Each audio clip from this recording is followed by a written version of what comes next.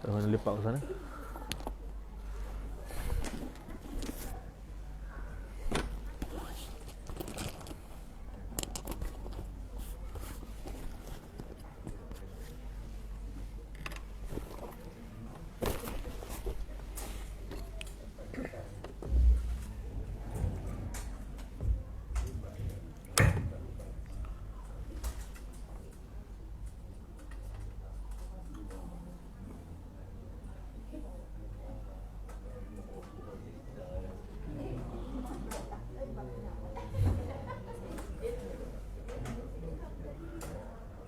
Astaghfirullahaladzim. Astaghfirullahaladzim. Ila hadratin Nabiyil Mustafa Rasulillah sallallahu alaihi wasallam. Sumil arwahi azwajihi wa dhurriyyatihi wa ashabihi wa tabi'in wa tabi'in lahu bi ihsanin ila yaumiddin. Sum ila arwahi walidina wa masyayikhina wa li ashabil huquqi alaina ولجميع المؤمنين والمؤمنات والمسلمين والمسلمات شيء لله لهم الفاتحة. أعوذ بالله من الشيطان الرجيم. بسم الله الرحمن الرحيم. الحمد لله رب العالمين الرحمن الرحيم. إياك نعبد وإياك نستعين اهدنا الصراط المستقيم صراط الذين أنعمت عليهم غير المغضوب عليهم ولا الضالين. السلام عليكم ورحمة الله وبركاته. الحمد لله رب العالمين وبه نستعين على أمور الدنيا والدين وبه نستغفره. الصلاة والسلام على أشرف الأنبياء والمرسلين سيدنا وحبيبنا وشفيعنا ومولانا محمد وعلى آله وأصحابه وأتباعه إلى يوم الدين. اللهم افتح علينا حكمتك وانشر علينا من خزائن رحمتك يا أرحم الراحمين. ثم أما بعد. Hadirin muslimin dan muslimat, tuan-tuan, puan-puan yang dirahmati Allah dan dikasihi sekalian. Alhamdulillah wa syukurulillah. Ya, pertama-tamanya sama-sama kita sentiasa mengucapkan, memanjatkan puji dan syukur kehadrat Allah Subhanahu wa taala atas segala nikmat-nikmat pemberian yang dilimpahkan Allah ya kepada kita semua di dalam kehidupan kita di dunia ini. Moga-moga nikmat-nikmat itu kita gunakan, kita manfaatkan dengan sebaiknya supaya kelak ianya menjadi perkara yang akan membantu kita ya apabila tak kala kita berdiri di hadapan Allah Subhanahu wa taala. Alhamdulillah, pada malam ni terdapat bersama lagi untuk kita menyambung perbincangan di dalam kitab Khuluqul Muslim ya, akhlak seorang muslim. Malam ni kita masuk dalam bab yang ke-9, masih berbincang berkaitan dengan sifat-sifat ataupun akhlak yang terpuji. Sifat-sifat yang terpuji itulah berkaitan dengan sifat ikhlas ya, ikhlas. Pengarang menyebut dorongan yang membuat manusia suka bekerja berbeza-beza. Ada yang suka berusaha memperbaiki mutu pekerjaannya tanpa menghiraukan penat lelah. Ada dorongan yang jelas dapat diketahui semasa dia bekerja, dan ada pula yang tersembunyi di dalam jiwanya. Orang itu mungkin tidak menyedari bahawa dorongan itulah yang mendorongnya mengerjakan sesuatu, dan tanpa adanya dorongan itu dia tidak akan melakukan sesuatu. Ya, dalam untuk pengarang ni dia nak cerita tentang kepentingan sifat ikhlas ni. Dia bawa kepada kita tentang dorongan, ya, perkara yang disebut sebagai dorongan, perkara yang mendorong kita untuk melakukan sesuatu, ya. Sama ada kita sedar ataupun tidak, apabila kita ni hendak melakukan sesuatu, pasti di sana ada perkara yang mendorong kita, yang mengajak kita untuk buat benda tu. Contohnya lah, kita kata tak, kita ni datang mengerjakan solat berjamaah, ya, mesti ada perkara yang mendorong kita untuk hadir, untuk datang ke masjid ataupun ke surau. Maka di situlah kita lihat ada kaitannya dengan sifat ikhlas yang akan kita bincang pada malam ini, ya. Naluri manusia yang sebenarnya adalah menjadi ukuran tingkah laku seseorang. Kita dapat mengetahuinya dari gerak-geri seseorang yang ada di hadapan kita, ya. Kadang-kadang gerak-geri seorang tu kita dapat menilai benda yang ada dalam hati dia, dalam naluri dia. Dan sebenarnya yang dalam hati itulah nilaian diri seseorang tadi, ya. Sebab ada orang dia boleh jadi pelakon yang baik lah, dia boleh berlakon depan orang. Jadi kalau orang tu berlakon macam pelakon dalam TV lah, tuan-tuan, kalau dia berlakon jadi orang alim, dia berlakon jadi orang alim, jadi di luar daripada filem, luar daripada kaca TV tu, orang tak panggil dia ustaz pun, sebab kita tahu dia berlakon je tak. Maknanya itu bukan perkara yang sebenar lah. Maknanya kadang-kadang manusia ni begitu dia. Dia boleh berlakon. Kadang-kadang kita dapat menilai benda yang ada dalam hati seseorang itu daripada gerak-geri dia di hadapan kita. Apakah dia melakukan sesuatu pekerjaan kerana terdorong oleh kecintaannya pada diri sendiri? Ya, kadang-kadang ada orang dia buat sesuatu tu kenapa? Kerana ada kepentingan diri dia sendiri. Kerana ingin selamat, ingin memperoleh kekayaan, ingin dikagumi atau ingin menonjolkan dirinya. Itu benda-benda dalam hati lah, yang ada dalam hati kita lah, tuan-tuan tak? Ya. Jadi kita sendirilah yang lebih mengetahui benda yang ada, niat yang ada dalam hati kita masing-masing, dan Allah itu lebih maha mengetahuilah segala-galanya, ya. Baik. Tingkah laku seseorang dapat diketahui perasaannya ketika dia mengkagumi sesuatu, meniru-niru, dan perasaan bangga yang ada padanya, ya. Jadi kadang-kadang tu kita dapat menilai apa yang ada dalam diri seseorang itu daripada tingkah laku dia lah. Sama ada dia menunjukkan dia kagum dengan sesuatu, dia benci, dia tiru, dia bangga dan seumpamanya. Menurut Islam, nilai sesuatu pekerjaan bergantung kepada watak pendorong yang membuat orang itu ingin mengerjakan sesuatu. Jadi kita ni, tuan-tuan dan puan-puan, bila kita sebut tentang amal, tentang amalan kita, pekerjaan kita dari sudut pandangan agama lah, terutamanya dinamakan amal-amal yang soleh tak? Jadi amal yang soleh ini dia bergantung kepada, disebut watak pendorong. Apakah yang mendorong dia itu untuk buat benda tu? Contohnya kita ni, kita buat apa tak? Kita ni bersedekah. Jadi yang mendorong kita bersedekah itu apa dia? Ya. Dan kita kata yang mendorong itulah yang menjadi tempat nilaian Allah Subhanahu wa taala.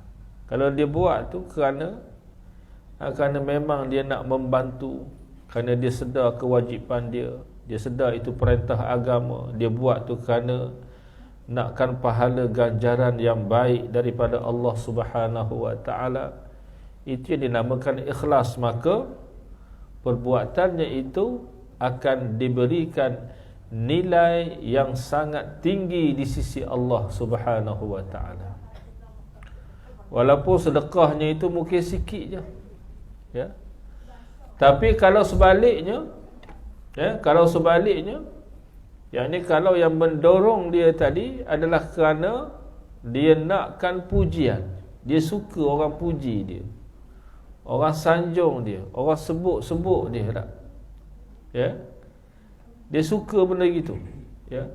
Bukan semata-mata kerana Allah, bukan kerana dia dia menyedari akan tanggungjawab dia sebagai seorang Muslim, sebagai seorang saudara se-Islam yang wajib membantu saudaranya yang lain. Maka walaupun bantuan yang diberikan itu merupakan suatu nilai yang besar, tapi ianya tidak ada nilai sedikit pun di sisi Allah Subhanahu wa taala. Tak ada apa. Ya, begitu. Dia sebut tadi bahawa nilai suatu pekerjaan bergantung kepada watak pendorong yang membuat orang itu ingin mengerjakan sesuatu. Kadang-kadang ada orang yang memberikan hadiah kepada orang lain kerana dia ingin menanam budi atau hendak menarik simpati kepadanya. Macam tu tak? Ada. Dia beri hadiah pada orang seorang tu kerana apa? Kerana supaya orang tu rasa terhutang budi. Tak? Lain kali ada apa-apa orang tu akan susahlah nak tolak permintaan dia sebab dah termakan budi. Apa orang kata? Termakan budi, tergadai bodi ke apa dah? Macam-macam lah tak? Baik. Ataupun hendak menarik simpati kepada dia, atau juga yang memberi hadiah itu kerana dia ingin membalas budi yang pernah diterimanya dari orang lain. Ada sekadar nak balas budi, bukan buat tu kerana Allah, kerana nak balas budi. Islam tidak menganggap pemberian itu sebagai sedekah apabila dirinya, maknanya dalam dirinya tadi mempunyai sifat-sifat buruk, atau sesuatu itu dilakukan tidak kerana Allah. Jadi walaupun di pemberian tadi, ya, dia beri hadiah, beri apa pun, tapi ianya tidak dikira sebagai sedekah yang diberikan ganjaran pahala. Sebab apa? Sebab dia buat tu, sedekah yang diberi itu tadi bukan kerana Allah, bukan kerana dia menginsafi tanggungjawab dia sebagai, kita sebut dia sebagai seorang Muslim, sebagai seorang saudara se-Islam. Bukan kerana dia ini mengharapkan ganjaran yang baik daripada Allah. Maka bila tak ada sebab tu, maka Islam tidak menganggap pembeliannya itu sebagai suatu sedekah yang diberikan ganjaran pahala. Baik. Sebagaimana Allah Subhanahu wa taala telah berfirman di dalam suratul Insan ayat yang ke-9, A'udzubillahi minasyaitonir rajim, innama nut'imukum liwajhillah la nuridu minkum jazaa'an wala syukura. Sambil berkata dengan lidah atau dengan hati, sesungguhnya kami memberi makan kepada kamu kerana Allah Subhanahu wa taala semata-mata. Ya, ini Allah Ta'ala cerita, kalau tengok dalam suratul Insan tu, sifat ahli syurga dan amalan ahli syurga. Mereka ni dulu memberi makan kepada orang yang memerlukan itu liwajhillah, semata-mata kerana Allah Subhanahu wa taala. La nuridu minkum jazaa'an wala syukura. Kami tidak berkehendakkan sebarang balasan daripada kamu atau ucapan terima kasih. Ya. Dia beri pada orang tu tak balas balik, tak kisahlah. Tak, sebab dia nakkan balasan daripada siapa? Daripada Allah. Itu namanya ikhlas. Tak, balasan tu kita nak daripada Allah. Dia tak ucap terima kasih pun tidak, tak apa. Sebab dia mengharapkan ganjaran daripada Allah, bukan daripada manusia. Cuma adab kita ni manusia tak, ya, orang berbudi kita berbahasa lah, macam tu lah tak. Orang bagi kita ucap lah paling tidak terima kasih, ataupun kata Nabi, ucapan terima kasih yang paling sempurna kita ucapkan jazakallahu khairan. Jazakallahu khairal jaza. Jazakallahu khairan, kita kata tak. Semoga Allah membalasmu dengan sebaik-baik balasan. Sebab yang kita kata yang mampu membalas kebaikan seseorang itu hakikatnya ialah Allah Subhanahu wa ta'ala. Kita nak balas balik tak mampu. Baik. Firman Allah Subhanahu wa ta'ala lagi dalam surah Al-Lail ayat 18 hingga 21. A'udzu billahi minasy syaithanir rajim. Alladhi yu'ti malahu yatazakka wa ma li ahadin 'indahu min ni'matin tujza illa ibtigha'a wajhi rabbihil a'la wa la sawfa yarda. Yang bermaksud yang mendermakan hartanya dengan tujuan membersihkan dirinya dan harta bendanya, sedang dia tidak menanggung budi sesiapa pun yang patut dibalas, hanyalah mengharapkan keredaan Tuhannya yang maha tinggi, dan demi sesungguhnya dia tetap akan berpuas hati, yakni pada hari akhirat, dengan mendapat segala yang diharapkannya. Tak? Jadi ada harta yang disebut di sini mendermakan harta ni, kalau tengok tafsiran antara maksudnya adalah zakat. Harta zakat, sebab zakat ni antara fungsinya adalah membersihkan harta kita. Membersihkan harta kita ni daripada sumber-sumber yang haram. Sebab tuan-tuan, kadang-kadang kita bimbang harta yang kita dapati adalah daripada sumber-sumber yang tidak halal. Tak? Contohnya kalau kita kerja makan gaji, orang panggil makan gaji buta. Bukan buta tu buta mata tak. Nama gaji buta, tahu dah tak? Tak buat kerja pun tapi gaji dapat. Tu panggil gaji buta tak? Maka gaji buta. Jadi gaji buta tu halal ke tidak halal ni? Kalau ikut hukum tidak halal. Sebab kita dapat upah atas kerja yang kita tak buat. Tak?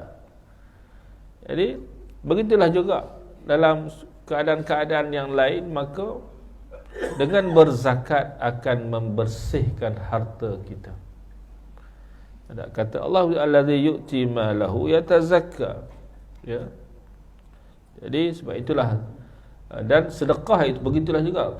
Sedekah pun, sedekah yang sunat juga boleh membersihkan harta kita.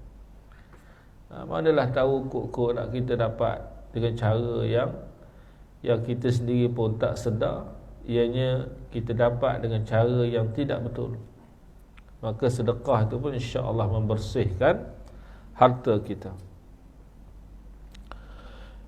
Dan dia buat tu kerana bukan kerana nak orang rasa terhutang budi, tidak. Dia buat itu illa batigha'a wajhi rabbihil a'la, semata-mata mengharapkan keredaan Tuhannya yang maha tinggi. Dia buat tu lillahi ta'ala. Dan kata Allah, wala sawfa yarda, akhirat kelak dia akan berpuas hati. Yakni puas hati macam mana? Mendapat balasan yang sebaiknya daripada Allah atas sedekah yang telah dia hulurkan semasa dunia dulu. Ada begitu. Jadi di sini yang jadi poin besar kita ialah illa ibtigha'a wajhi rabbihil a'la. Dia buat itu kerana semata-mata nakkan redha Allah. Nakkan redha Allah. Nakkan ganjaran tu dia nak daripada Allah. Balasan tu dia nak balasan daripada Allah, bukan daripada manusia. Baik.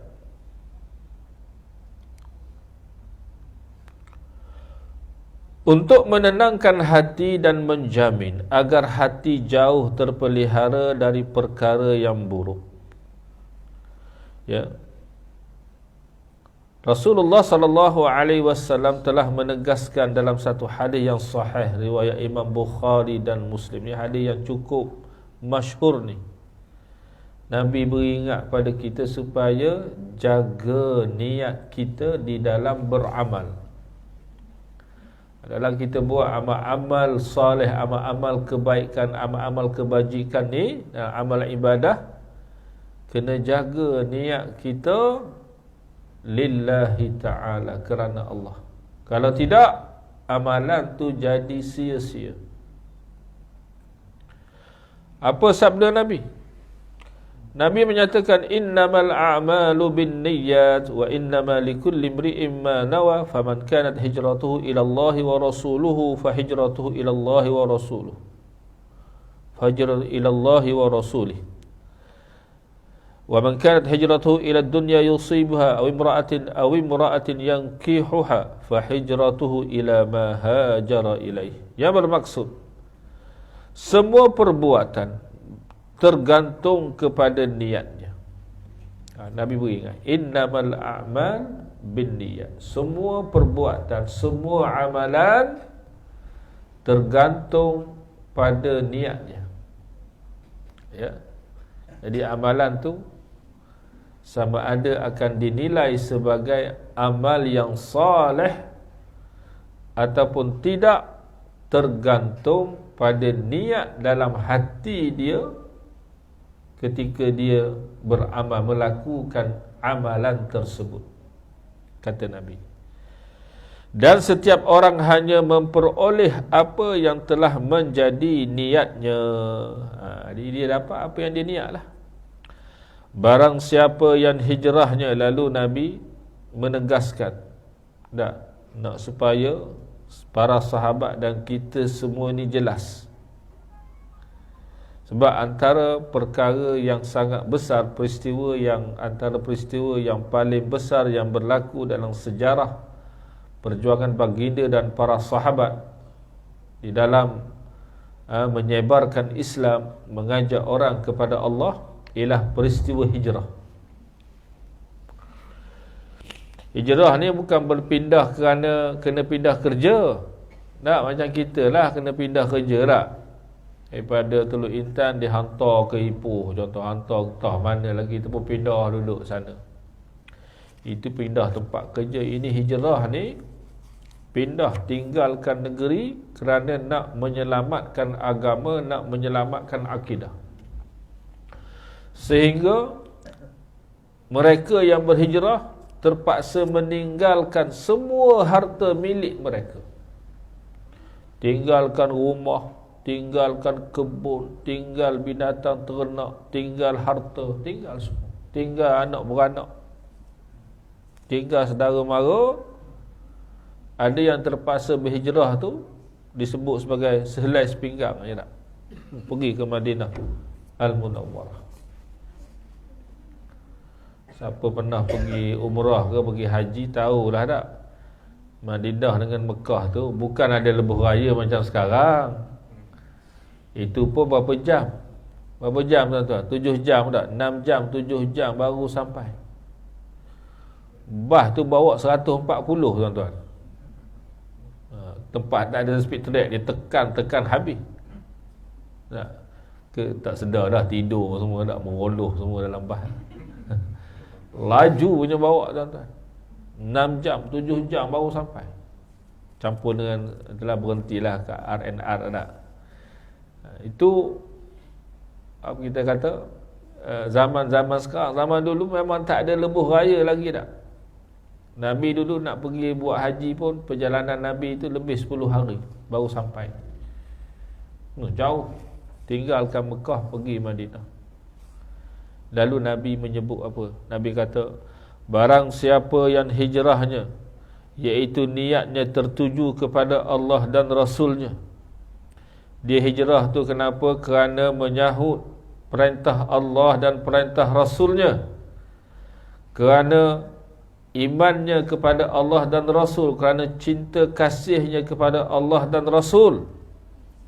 Maka hijrahnya pun kerana hijrah, maka hijrahnya itu pun kepada Allah dan Rasulnya. Maka hijrahnya itu adalah hijrah yang benar-benar kerana Allah dan Rasul. Ya.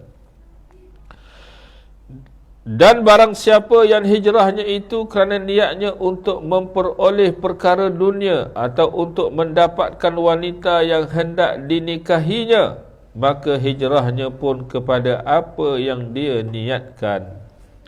Tapi kalau dia berhijrah tadi kerana dia tengok ada peluang untuk dia ni mengauk keuntungan, pergi ke Madinah ada peluang nak jadi, nak berniaga ke apa ke sana, dia pun hijrah lah.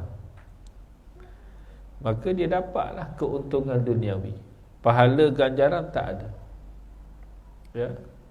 Begitu juga Nabi sebut, rupa-rupanya ada di kalangan sahabat ni, orang lelaki ni yang berhijrah ni, dia berhijrah sebab apa? Sebab ada seorang perempuan tu yang nak dinikahi oleh lelaki ini, dia beri syarat, kamu nak berkahwin dengan aku boleh, tapi syarat ikut aku dan keluarga aku berhijrah ke Madinah. Jadi lelaki ni kerana nak perempuan ni ikut serta pergi berhijrah. Jadi dia hijrah tadi bukan kerana Allah dan Rasulnya, kerana perempuan yang nak dikahwininya, maka dia dapat dunia atau dapat perempuan yang dia nak kahwini. Dari sudut ganjaran pahala hijrah tadi, dia tidak memperolehinya. Sedangkan kalau kita baca, ialah biasa bila awal tahu hijrah, kita bincanglah tentang hijrah dah. Maka di sana contohnya kita lihat bagaimana Allah Subhanahu wa taala ya memuji, Allah Taala puji, dirakam dalam Al-Quran semenjak 1400 tahun dulu. Orang akan terus membaca ayat-ayat tentang golongan muhajirin ini, sehingga disebut dalam satu ayat tu Allah Ta'ala mengiktiraf ya orang-orang yang berhijrah ni, orang-orang yang berhijrah di kalangan muhajirin dan juga orang-orang ansar yang menolong golongan muhajirin ini. Allah Ta'ala menyatakan ulaika humul mu'minuna haqqan, mereka itu adalah orang-orang beriman yang sebenar-benarnya. Kalau nak tengok orang yang betul-betul beriman, ni muhajirin, ni ansar. Yang berhijrah tadi, berhijrah tu lillahi wa rasulih, kerana Allah dan Rasulnya, kerana menurut perintah Allah, mengagungkan perintah Allah, kerana hendakkan redha Allah dan Rasul, kerana nak menyelamatkan iman mereka, akidah mereka, agama mereka. Baik. Jadi Allah Ta'ala puji mereka, Allah Ta'ala janjikan syurga untuk mereka. Sehingga kalau kita ingat dalam satu kisah ya, pernah berlaku, saya lupa nama sahabat ni, tapi dia adalah itu bukan ahli, iaitu ahli badar. Bukan tu kisah ahli badar ya, orang ikut perang badar, bukan orang yang ikut berhijrah. Baik. Seterusnya pengarang dia menyebut orang musafir dari Makkah ke Madinah untuk berbagai tujuan, maka niatlah yang membezakan mereka antara orang-orang yang berhijrah dan orang-orang yang musafir. Tetapi perbuatan itu adalah sama. Kadang-kadang tengok orang yang musafir itu, musafir punya orang yang berniaga lah, daripada Mekah pergi ke Madinah. Orang yang berhijrah Mekah, kan tengok cara sama je daripada Mekah, tetapi tujuan mereka berlainan. Niatlah yang membezakan mereka. Niat yang membezakan. Baik. Jadi sebenarnya secara umumnya tuan-tuan dan puan-puan, dalam semua amal-amal ibadah, amal-amal kebajikan, niat ini memainkan peranan yang paling besar. Ya. Allah Ta'ala melihat niat kita dalam hati ini yang pertama-tama sebelum Allah Ta'ala melihat amalan kita. Ya. Sebelum dinilai amal-amal yang kita buat, maka Allah Ta'ala melihat kepada niat dalam hati kita dulu. Itulah. Sebab tu kita tu bila nak solat, nak sembahyang tu, kita lafazkan niat, kita hadirkan niat. Di akhir niat tu kita sebut lillahi ta'ala, supaya kita nak tetapkan dalam hati kita tu, sebab bahawa aku sembahyang ni lillahi ta'ala, kerana Allah, bukan kerana yang lain. Tapi syaitan ni tahu sendirilah tuan-tuan, memang kerja dia nak merosakkan amal ibadah kita lah. Dia bawa datanglah macam-macam. Dia tahu kita ni lemah kat mana, dia tahu kita ni suka apa, tak? Maka dia hasutlah kita supaya timbul perasaan riak, timbul perasaan ujub, timbul perasaan takabbur, timbul perasaan sum'ah, tahu apa lagi tak, yang boleh merosakkan amal-amal ibadah, amal-amal kebajikan yang kita kerjakan. Dia kena hati-hatilah. Baik. Barang siapa yang meninggalkan Makkah ke Madinah untuk menyelamatkan agamanya atau untuk menegakkan negara, yakni negara Islam, maka dia adalah termasuk kaum muhajirin. Sedangkan orang yang pergi ke Madinah untuk urusan lain, dia bukan orang yang berhijrah. Niat yang ikhlas semata-mata kerana Allah Subhanahu wa ta'ala tinggi martabat dan kedudukannya daripada pekerjaan yang didasarkan pada niat untuk memperolehi kesenangan dunia semata-mata. Dengan niat yang ikhlas, amal seseorang itu akan diterima oleh Allah Subhanahu wa ta'ala. Kita selalu tebuk tak, ada 3 syarat amalan tu nak diterima. Selalu saya sebut dah. Mudah je tak. Yang pertamanya syaratnya dia ni seorang yang beriman, seorang muslim mukmin. Tu syarat pertama. Maksudnya kalau dia ni bukan orang mukmin, bukan orang muslim, bukan orang yang beriman, dia buat amal baik macam mana pun, amalnya itu tidak ada nilai di sisi Allah di hari akhirat kelak. Itu syarat pertama. Alhamdulillah syarat ni ada.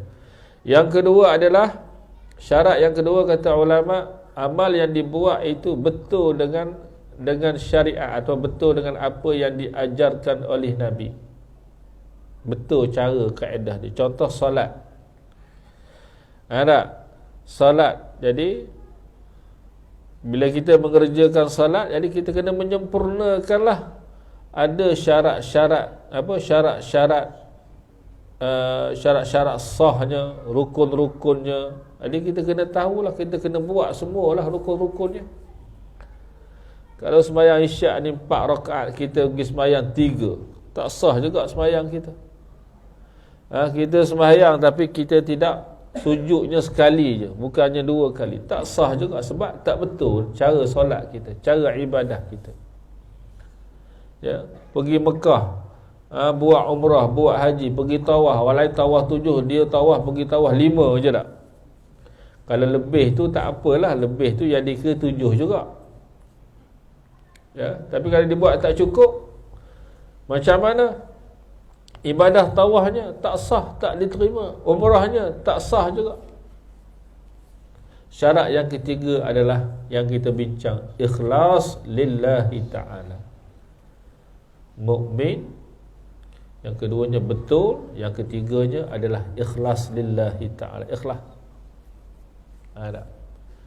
Ada ulama' dia membahagikan bila sebut ikhlas ni sebagaimana yang yang kita kata dalam Islam ada 3 perkara asas. Pertamanya di sana ada perkara disebut sebagai iman, yang keduanya ada Islam, yang ketiganya ada ihsan.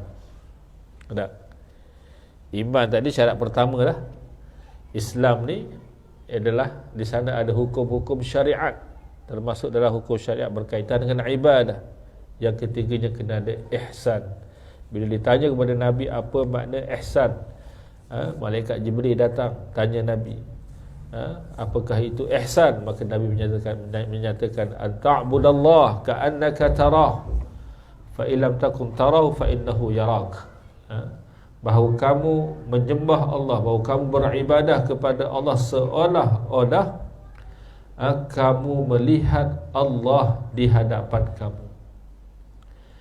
Dan sekiranya kamu tidak dapat melihat Allah, dan memang kita tidak akan dapat melihat Allah, fa innahu yarak, maka sesungguhnya dia sentiasa melihat kamu. Ihsan.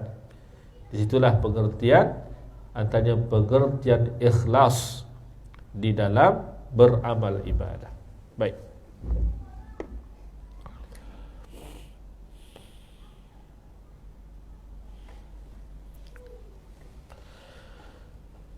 Jadi niat yang ikhlas tadilah yang menjadikan apa saja amalan yang kita lakukan di dunia ini, amal-amal yang baik menjadi tinggi martabat dan kedudukannya.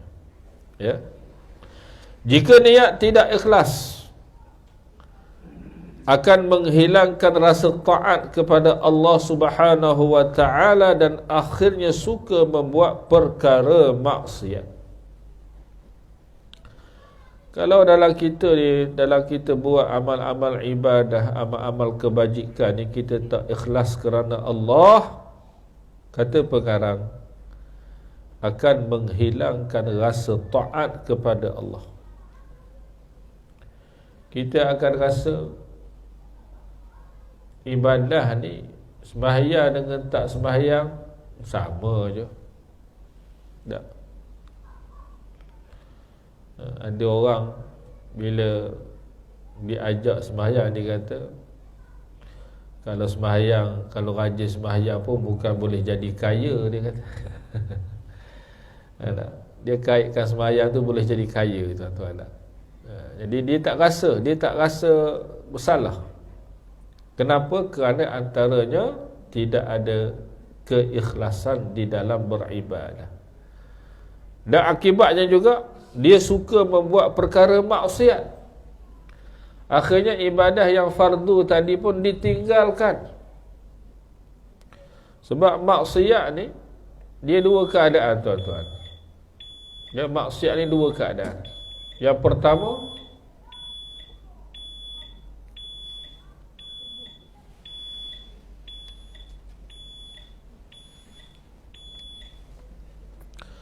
maksiat ni dua keadaan. Yang pertama, dia meninggalkan apa yang diperintah Allah untuk dilaksanakan.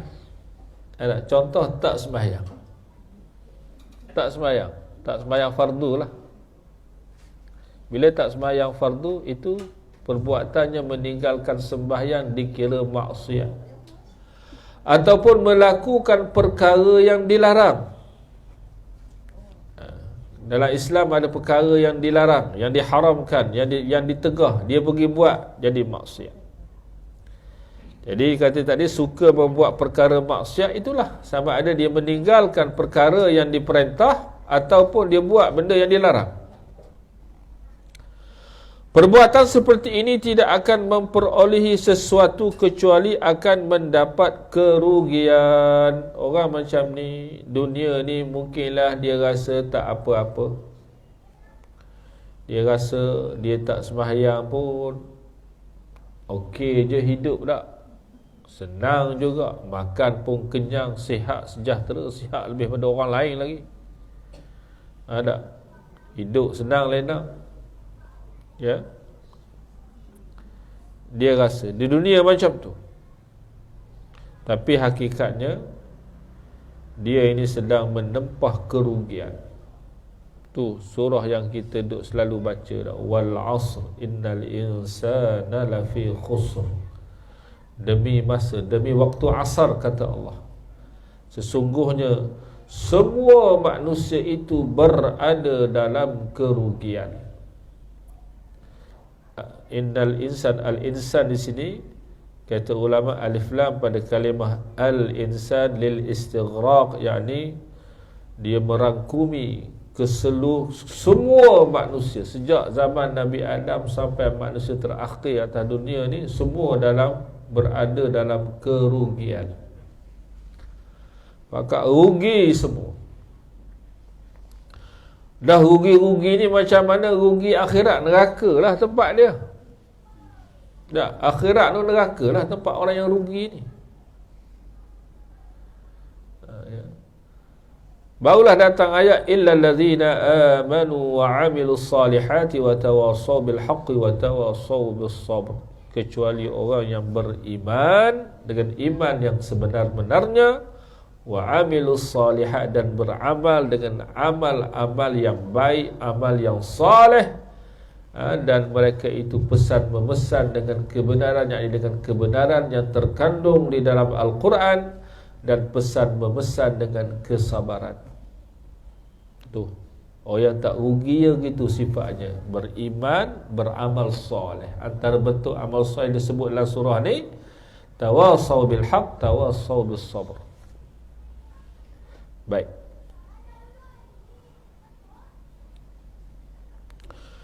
Jadi orang buat benda macam ni yang tidak ikhlas di dalam beramal, mereka sebenarnya merugikan diri mereka sendiri. Yang lebih malangnya, sembahyang tak tinggal tapi tak ikhlas. Rugi tak? Rugilah. Oh, pergi buat haji berpuluh ribu habis duit.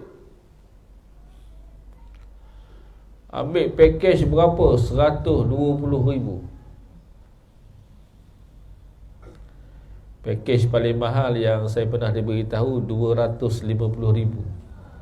Oh, suku juta. Ada orang pergi buat haji, package 250,000.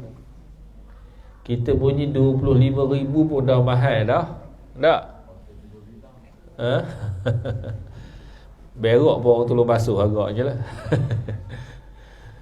Nah, tapi kalau dia tidak ikhlas, sia-sia tuan-tuan. Hak yang murah pun sia-sia, hak mahal pun sia-sia. Tapi Masya Allah kalau dia tu ikhlas. Sebab di sana ada hadis juga sebut kadar pahala yang diberi kepada seseorang adalah kadar yang dia belanjakan untuk dia kerjakan haji. Dia maknanya kalau dia belanja lagi banyak, lagi besarlah pahala dia. Ya, sebab tu kita jangan kata dia ni ambil package mahal-mahal ni nak menunjuk-nunjuk. Tidak juga, itu atas masing-masing lah tuan-tuan, tak? Atas masing-masing. Tapi nak ceritanya, walaupun habis duit banyak, habis masa yang panjang, tenaga lagi begitu begini, kalau tak ikhlas, rugi je. Sebab itulah diperingatkan kepada kita, terutamanya kita ni orang yang beramal ibadah, kita wajib, kita memastikan diri kita dalam beramal ibadah, dalam buat amal-amal soleh ni, kita kena latih diri kita, didik diri kita mengikhlaskan niat semata-mata kerana Allah Subhanahu wa ta'ala. Begitu ya. Kalau tidak, rugi. Lainlah kalau kita jadi tak semayang langsung. Tak semayang tu pun maknanya tak adalah timbul nak ikhlas dengan tak ikhlas dah. Saya ikhlas tak semayang. Dia pula macam tu, tak tahulah. Ikhlas tak semayang pula. Ataupun dia kata daripada tak ikhlas baik tak semayang. Pula dah. Siapa kata macam tu pula tak? Jadi bila kita ni orang yang beramal ibadah, maka ikhlaskan niat kita, ya, ikhlaskan niat kita. Jika seseorang membangunkan gedung, dan menanam tanaman. Orang tu membangunkan satu bangunan, satu tempat gedung yang besar, ataupun dia tanam satu tanaman, atau kebunnya itu untuk kepentingan orang ramai, dia akan memperolehi pahala yang tiada henti-hentinya daripada Allah Subhanahu wa ta'ala. Ini yang dikatakan termasuk dalam sedekah jariyah tak? Yang Nabi pernah sebut, idza mata ibnu Adam inqata 'amalu illa min thalath. Bila mati seorang anak Adam, maka terputuslah pahala amalan-amalan dia itu, terputus dah. Maksudnya tak ada dah, tak dapat ganjaran pahala dah bila mati, habis. Kecuali 3 perkara kata Nabi. Sebenarnya ada banyak lagi. Cuma dalam hadis itu, hadis ini masyhur yang sebut 3. Yang pertama Nabi kata sedekatun jariyah. Sedekah jariyah. Jadi sedekah contohnya orang yang membangunkan sebuah bangunan sekolah contohnya, bangunan masjid. Tak kiralah bangunan tu dimanfaatkan oleh orang ramai, memberikan manfaat yang berguna, manfaat yang baik kepada agama mereka, kepada hidup mereka. Jadi selama mana bangunan itu dimanfaatkan, maka selama itulah dia mendapat pahala walaupun selepas dia mati. Sedekah jariyah. Tak, kita ni contohnya berwakaf dan seumpamanya. Yang keduanya kata Nabi, iaitulah al-ilmi yuntafa'u bih, ilmu yang dimanfaatkan dengannya. Masa hidup dulu dia mengajarkan ilmu, dan orang yang hidup lepas dia mati, orang hidup tu memanfaatkan ilmu yang diajarkan. Ya. Maka cuba kita bayang tuan-tuan, para alim ulama seperti para imam-imam yang hebat-hebat, yang mengarang buku kitab, Masya Allah. Tak, kita duk baca apa kitab Riyadhus Salihin, Sahih Bukhari, Sahih Muslim, ni mati dah beribu tahun dah mati, beratus tahun dah mati dah. Tapi Masya Allah, lagi lama dia mati, lagi banyak pahala dia dapat. Sebab apa? Ilmu yang dia tinggalkan itu terus dimanfaatkan. Yang ketiganya kata Nabi, iaitulah wa waladin salih yad'ulah, anak yang salih yang mendoakan ibu bapanya. Di doa anak yang baik akan beri manfaat pada mak ayah yang telah mati. Sebab tu kita ni janganlah lupa dalam sehari semalam tu, jangan lupa untuk mendoakan mereka, memohon keampunan Allah untuk mereka. Jangan lupa. Baik. Kalau lupa juga, tak tahulah tak, nanti anak kita lupa untuk doa untuk kita lah pula. Macam tu. Tapi kalau kita tak lupa pada mak ayah kita, insya-Allah Allah Ta'ala akan beri apa yang kita akan dapat apa yang kita beri, insya-Allah. Baik.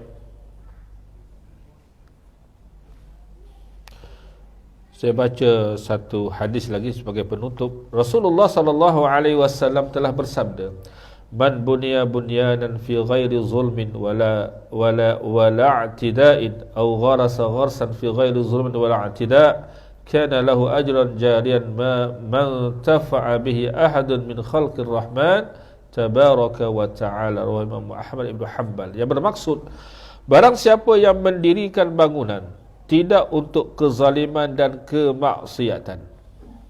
Bina bangunan tu bukan untuk orang buat zalim, bukan tempat orang buat maksiat.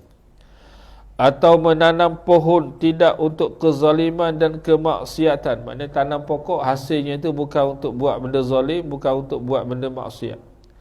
Maka dia akan memperoleh ganjaran terus menerus selama bangunan atau tanamannya itu bermanfaat bagi makhluk Allah Tabaraka wa Ta'ala. Saya ni terlintah nak sebut hadis yang kedua ni, jadi saya baca juga hadis kedua, pendek je, ditambah dengan hadis ni yang boleh kita gabungkan dengan hadis yang pertama ini. Ma min muslimin yaghrisu gharsan aw yazra'u zar'an fayakulu minhu tayrun aw insanun illa kana lahu bihi sadaqah. Rawahu Imam Muslim.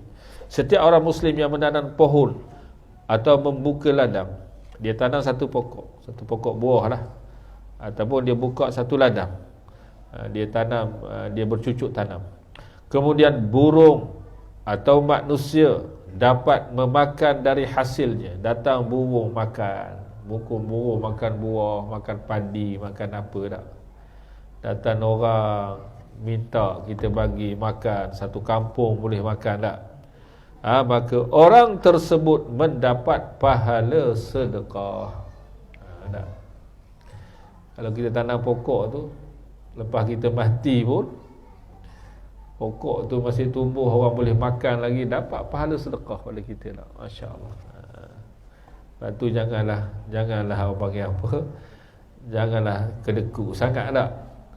Kalau buah tu berlebat, bagi-bagilah orang sebelah menyebelah. Kalau tak bagi nanti hilang juga. Nanti hilang juga masalah pula lah. Bagi-bagi. Sebenarnya pokok buah ni kalau kita banyak sedekah, dia lagi lebat, insya-Allah. Lagi lebat. Jadi itulah yang sempat kita bincang malam ni. Dia baru mukadimah, baru cerita tentang bagaimana kedudukan niat yang ikhlas tadi, sifat ikhlas di dalam kita melakukan sesuatu amalan. Jadi nanti insya-Allah dia akan ceritalah, sebab dia sebenarnya bila sebut ikhlas ni, dia ada dua keadaan. Yang pertama, kalau kita buka dalam kitab Minhajul Abidin, dia sebut ikhlas ni, katakan ikhlas adalah kita beramal itu semata-mata kerana Allah, kerana membesarkan, mengagungkan perintah Allah, kerana kita buat perkara tadi itu kerana mentaati, tunduk kepada Allah Subhanahu wa taala, semata-mata itu. Maka itu ikhlas yang pertama. Ikhlas yang kedua juga, ikhlas adalah kita buat amalan tu kenapa? Kerana nakkan ganjaran pahala yang baik, nakkan syurga Allah. Maka itu pun ikhlas juga. Dua keadaan inilah yang dikatakan ikhlas. Selain daripada itu, maka dia akan menjadi amalan yang mungkin riya, mungkin ujub dan seumpamanya. InsyaAllah kita akan sambung perbincangan ini di dalam pertemuan yang akan datang, insyaAllah. Wallahu a'lam bis-shawab.